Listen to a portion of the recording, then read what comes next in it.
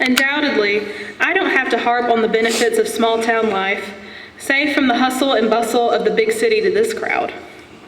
But we know if we would like to continue to live and to work here, it will take some hard work to attract and maintain our population.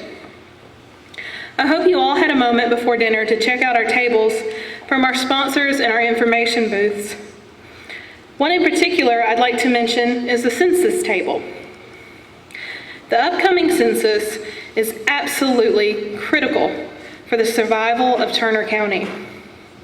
The numbers we collect this spring will remain with us until 2030. Having lost 11.5% of our population since the last census in 2010, we cannot afford to miss counting anyone. Do you know what all the census affects? Let me give you a brief, but not at all exhausted list. The federal government uses census numbers to allocate more than $675 billion in federal funds annually for community programs and services, such as education programs, housing, community development, healthcare services for the elderly, and for job training. The estimate currently stands that every person... Your pictures, your family, your neighbors, your news. The Wiregrass Farmer, we're here for you. ...is worth $2,300 in federally distributed funds each year.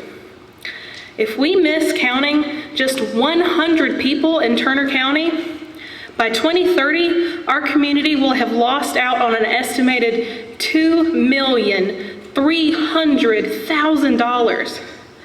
That is not money we can afford to leave on the table. State and local governments use census information for planning and allocating funds for new school construction, for libraries, public highway safety and public transportation systems, new roads and bridges, the location of police and fire departments, and many other projects, including our 911 mapping systems. Community organizations, such as Turner County Connections, use census information to develop social service programs, community action programs, and for applications for grants. In terms of grants, more often than not, the funds are distributed according to the numbers of the community, not its needs. Businesses and industries rely on census data to make site selection decisions.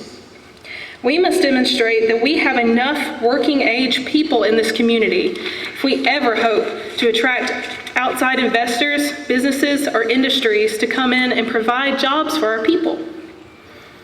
And as I tell you this, I know it sounds out of our control.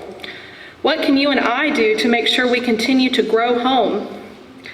Aside from making sure our family, friends, and neighbors have an understanding and access to the census, which will be available online for the first time this year, also by phone. And your pictures, your family, your neighbors, your news. The Wiregrass Farmer, we're here for you.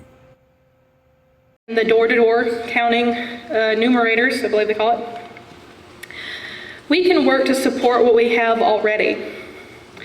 I believe there is plenty of truth in the old adage, the best time to plant a tree was 20 years ago, but the second best time to plant one is today.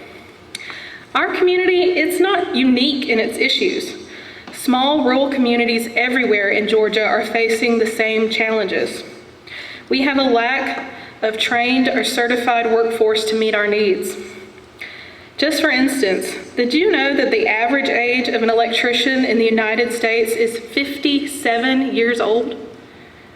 If we do not endeavor to make sure this new generation of students learn the STEM trades, science, technology, engineering, and math, in 10 years' time, when all those electricians retire, we will be sitting in the dark. According to the Georgia Chamber of Commerce, who have studied and researched these issues, they believe that encouraging students to attend a rural university or technical college would greatly increase their potential for staying in that region. And better still, these students who learn trades become small local business owners. They are the ones who keep their income in our community. They are the ones who pay taxes here, and they are the ones who join the Chamber of Commerce and buy Little League jerseys. I believe that the way to get our students into these tech schools and rural universities is here in our own backyard. We just have to have enough community support to make it happen. School Superintendent Craig Matthews is working to apply for a grant for funds from the state to transform Turner County High School into a college and career academy. These grants from the state would allow our school system to have the funding to remodel and drastically update our labs and classrooms. This will allow our students to get hands-on experience in their chosen career pathway. Your pictures, your family, your neighbors, your news. The Wiregrass Farmer. We're here for you. And hopefully, with enough funding, we could add more pathways for our students. The more informed our parents and students are, the more likely they are to pursue a secondary education or training. But our school system needs help. They need community-minded business leaders to buy into this. Without community support and buy-in, this college and career academy is just a dream. Mr. Matthews will need a committee of passionate and committed leaders to go with him to Atlanta and apply for this funding to save our community.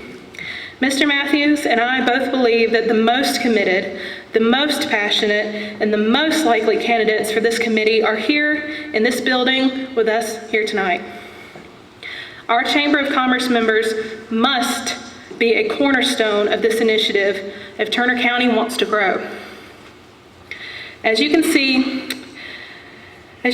on your table, by your centerpieces, and by the food on our plates tonight, we are already on such fertile ground.